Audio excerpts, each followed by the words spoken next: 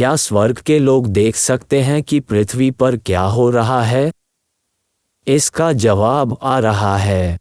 Hello, pastor Georgie pointer to eternity से और एक और प्रश्न और उत्तर सत्र में वापस स्वागत है। यदि आप इस चैनल पर नए हैं तो सब्सक्राइब करने पर विचार करें और उस बेल को भी हिट करें अधिसूचना, ताकि जब भी कोई नया संदेश पोस्ट किया जाए तो आपको सतर्क किया जा सके। तो यह एक ऐसा सवाल है जो कई लोगों ने अपने जीवन काल में कम से कम एक बार पूछा है। क्या स्वर्ग के लोग देख सकते हैं कि पृथ्वी पर क्या हो रहा है? हम उत्सुक हैं कि हम क्या जानेंगे या स्वर्ग जाने पर हम क्या देखेंगे, और यह भी कि क्या स्वर्ग में हमारे प्रियजन अब नीचे देख सकते हैं और क्या देख सकते हैं हम यहाँ इस धरती पर कर रहे हैं। खैर, बाइबल इस प्रश्न का उत्तर स्पष्ट रूप से कभी नहीं देती, परंतु ये कुछ संकेत देती है कि स्वर्ग के लोग इस पृथ्वी पर जो हो रहा है उसका कुछ अंश देख सकें। इस विचार का समर्थन करने के लिए इस्तेमाल किया जाने वाला मुख्य बाइबल भाग इब्रानियों अध्याय 12 पद 1 है।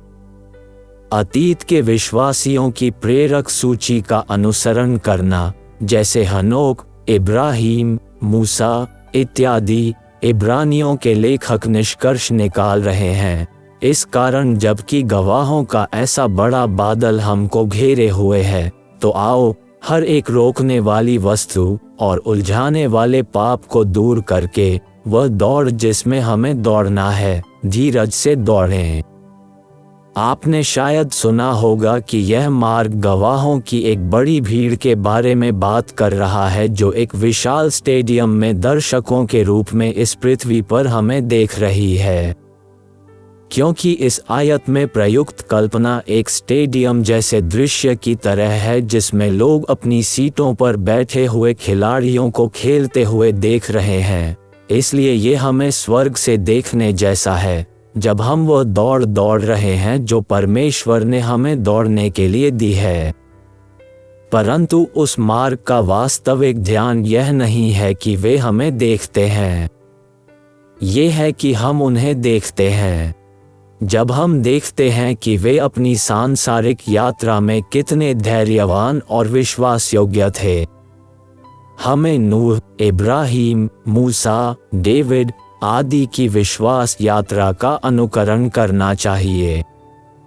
हमें उनके जीवन का अनुकरण करना चाहिए।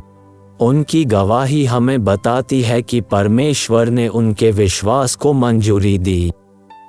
कुछ अन्य स्थानों पर बाइबल बताती है कि स्वर्ग में लोगों के पास कुछ है इस पृथ्वी पर होने वाली घटनाओं का ज्ञान। पहले शमूएल अध्याय 28 पद 16 से 18 देखें।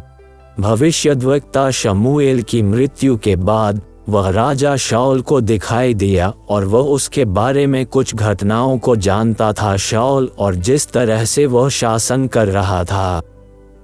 लूका अध्याय 15 पद 7 और 10 में वे जो स्वर्ग में आनंदित होते हैं जब एक पापी पश्चाताप करता है, ऐसा प्रतीत होता है कि विश्वासियों में सम्मिलित है, पहले से ही स्वर्ग के साथ साथ स्वर्गदूतों में भी। लूका अध्याय 9 पद 28 से 36 में यीशु के रूपांतरण के बारे में बात करता है। मूसा और एलिय्याह ने यीशु से उसके प्रस्थान के बारे में बात की। वे मसीह की मृत्यु के बारे में चर्चा कर रहे थे जो होने वाली थी। लूका अध्याय 9 पद 31 में ये कहता है, ये महिमा सहित दिखाई दिए और उसके मरने की चर्चा कर रहे थे जो यरूशलेम में होने वाला था। बाइबल संकेत देती है कि हम मृत्यु के बाद पहचाने जा सकेंगे। प्रकाशित वाक्य अध्याय 6 पद 9 और 10 में स्वर्ग में शहीदों के पास है ज्ञान कि उनके उत्पीड़क अभी भी पृथ्वी पर जीवित हैं।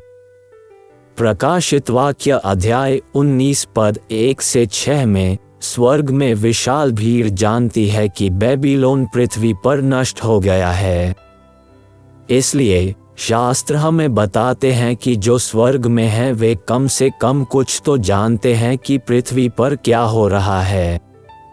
लेकिन हमें ये ध्यान में रखना चाहिए कि बाइबल इसके बारे में विशिष्ट विवरण नहीं देती है। क्या परमेश्वर हमारे ज्ञान को स्वर्ग में सीमित करेगा या हम जानेंगे पृथ्वी पर जो कुछ भी हो रहा है? कुछ लोग कह सकते हैं कि परमेश्वर स्वर्ग में रहने वालों को दुख देखने की अनुमति क्यों दें, इस पृथ्वी पर कष्ट और पाप, क्योंकि इससे निश्चित रूप से आनंद में कमी आएगी जो स्वर्ग में है। हाँ, जब हम तार्किक रूप से सोचेंगे तो ये सच होगा, लेकिन ये हमें ज़्यादा परेशान नहीं करेगा, क्योंकि एक बार जब हम स्वर्ग में पहुंच जाते हैं तो हमें इस पृथ्वी के मामलों में ज़्यादा दिलचस्पी नहीं हो सकती है। मैं ऐसा क्यों कहूँ? प्रकाशित वाक्य के अध्याय 4 से 5 को देखें। बाइबल के इन अंशों में यीशु मसीह का चर्च पहले से ही स्वर्गारोहित है और स्वर्ग में है। स्वर्ग की कलीसिया को 24 प्राचीनों द्वारा दर्शाया गया है जो नीचे गिर रहे हैं और प्रभु की आराधना कर रहे हैं। इसलिए निष्कर्ष निकालने के लिए हम देखते हैं कि जबकि स्वर्ग में विश्वासी कुछ चीजें जानते हैं जो पृथ्वी पर हो रही हैं। प्रकाशित वाक्य की पुस्तक से हम समझते हैं कि जब हम स्वर्ग में पहुंचेंगे तो हम इस पृथ्वी के मामलों की अपेक्षा सिंहासन पर बैठे मेमने यीशु मसीह की आराधना करने पर अधिक ध्यान केंद्रित करेंगे।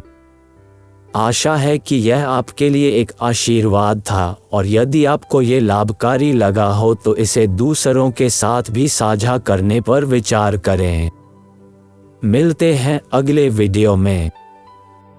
यदि आप इस संदेश से धन्य हैं तो लाइक बटन को अवश्य दबाएं, और साथ ही अगर आपने अभी तक सब्सक्राइब नहीं किया है तो सब्सक्राइब का बटन दबाकर सब्सक्राइब करें, और साथ ही उस बेल नोटिफिकेशन को भी दबा दें ताकि आपको इसी चैनल पर ऐसे ही धन्य संदेश और अपडेट मिलते रहें।